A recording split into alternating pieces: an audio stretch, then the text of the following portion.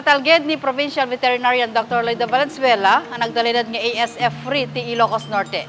Itilaksid daytoy kuna nang agtultuloy tinayget pa nagbantay dagiti maseknan nga otoridad kariti border checkpoint ti Ilocos Norte, particular iti Badok ken Pagudpud. Ilalawag ng aramiden daytoy ti probinsya kas pa nagtulnog pa lang iti direktiba ni Gobernador Matthew Marcos Manotok tapno maliklikan iti babali na nakapektar manen ti probinsya iti ASF.